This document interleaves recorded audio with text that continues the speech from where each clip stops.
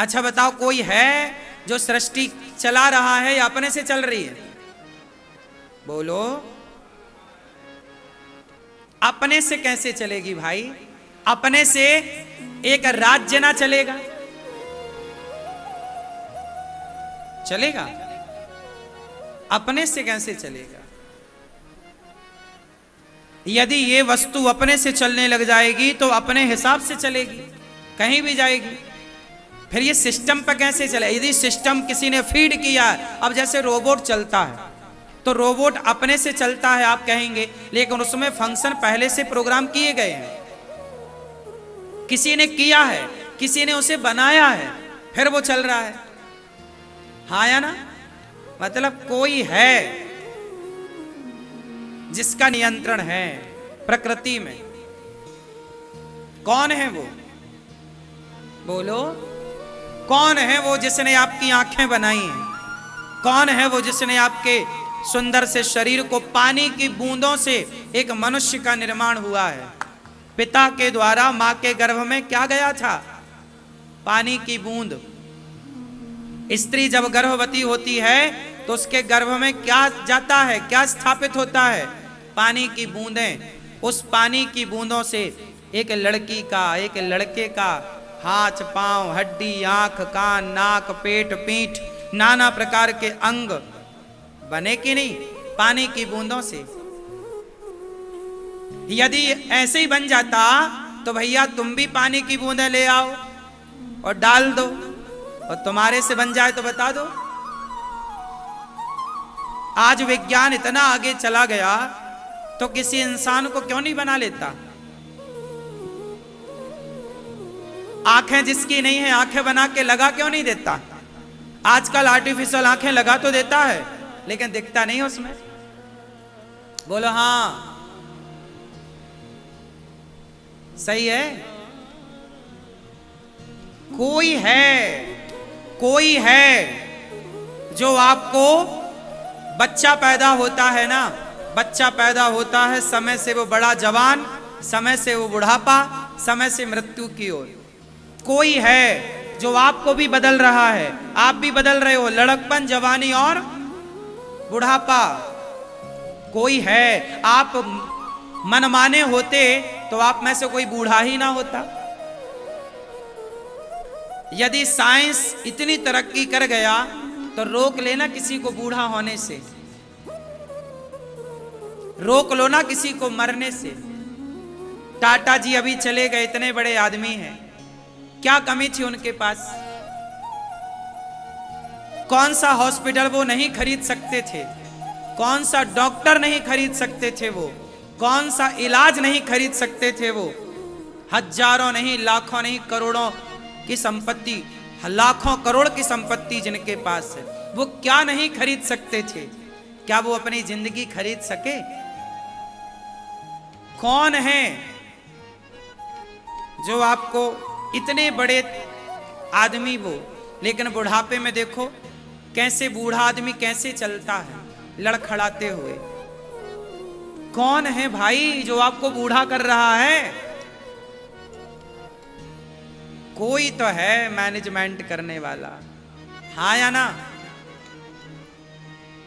इसलिए ये कह देना कि ईश्वर नहीं है, इससे बड़ी मूर्खता नहीं है। जो लोग कहते हैं कि ईश्वर नहीं है वो बहुत बड़े मूर्ख हैं, और वो धोखा किसी और को नहीं, स्वयं को दे रहे। उनसे ये सवाल पूछ लो कि भैया ये प्रकृति जो चल रही है सिस्टमैटिक है, समय पे बारिश, समय से कद्दू के पेड़ पर कद्दू लटक रहा है, आम के पेड़ पर आम है।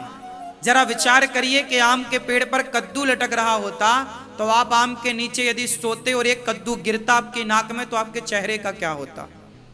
वो कौन है जिसने बड़े पेड़ पर छोटे फल लगाए हैं और छोटे पेड़ों पर बड़े बड़े फल लगाए हैं? कद्दू का पेड़ नीचे चलता है, कमजोर है, छछलता है ऐसे कद्दू का पेड़, लेकिन उसका फल कितना बड़ा है?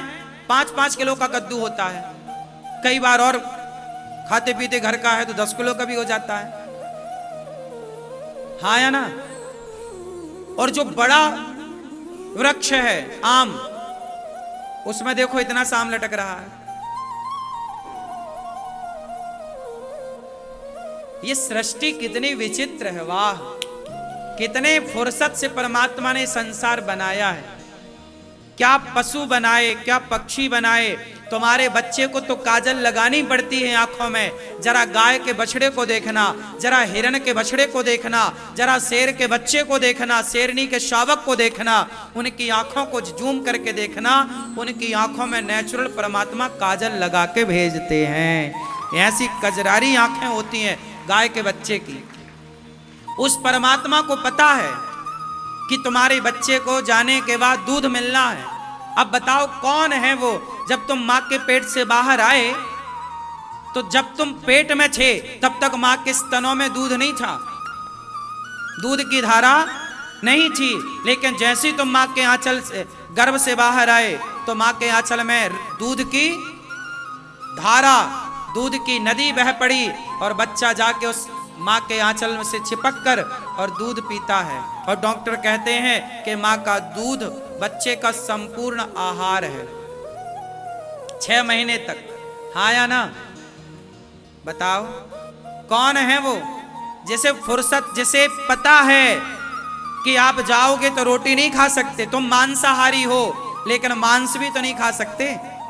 एक दिन आज बच्चा पैदा हुआ है, क्या वो मांस खा सकता है? क्या वो दाल चावल सब्जी रोटी खा सकता है? उसके लिए क्या बनाया विधाता ने और कहां दिया? मां के पास दे दिया। इसे कहीं दूर जाने की जरूरत। कौन है ये जो व्यवस्था कर रहा है? तुम्हारे घर बारात आती है तो बारातियों को आप क्या देते हो? पानी देते हो, भोजन देते हो।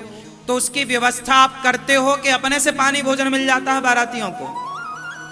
बोलो, क्या बिना किए होता है? अब लड़की का बाप कोई व्यवस्था ना करे तो बारातियों को खाना पीना कहां से मिलेगा? बोलो। उसी तरह जैसे तुम साल भर पहले से बेटी के विवाह की तैयारियों में लग जाते हो, ऐसे जब आप संसार में आते हो उसके पहले ही भगवान तैयारी में लग जाते हैं कि ये जाएगा तो दूध पिएगा, तो पहले ही दूध की व्यवस्था भगवान करने लग जाते हैं। ये व्यवस्थापक कौन है? बोलो, कौन है ये? उत्तर दो। भगवान। जो लोग कहते हैं कि मैं ईश्वर को नहीं मानता, वो छोटे मोटे मूर्ख नहीं हैं, वो वीआईपी मूर्ख हैं। कौन है वो? वीआईपी मूर्ख। सामान्य मूर्ख नहीं है वो। सामान्य मूर्खों को तो समझाया जा सकता है, पर ये वीआईपी मूर्ख है, वीआईपी अज्ञानी।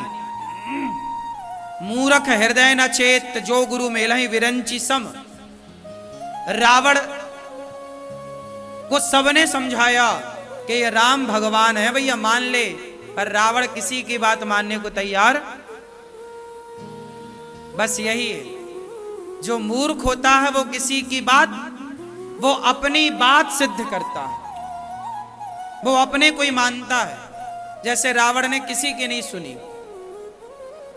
इसलिए ये सारी बातें मैं आज आपको इसलिए बता रहा हूं कि साल भर में जो आपके दिमाग में गंदगी जमा होती है कि यार लोग ऐसा कहते हैं कि भगवान है कि नहीं। कई बार लोगों का विश्वास डगमग डगमग डोलने लग जाता कि परमात्मा है भी कि हम ऐसी घंटी हिला रहे हैं।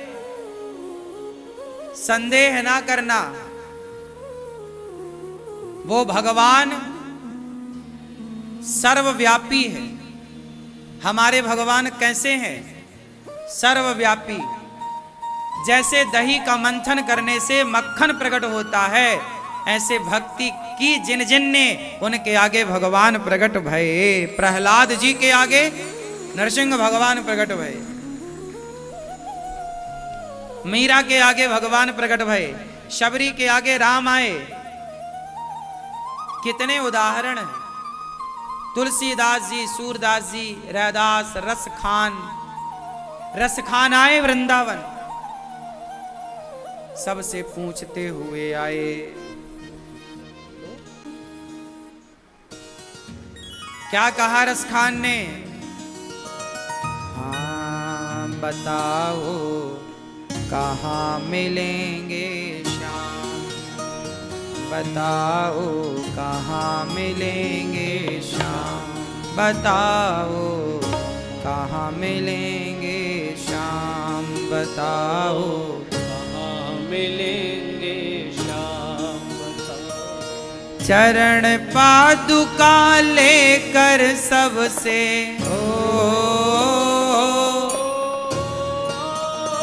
चरण पादुका लेकर सबसे पूछ रहे रस खान, बताओ कहाँ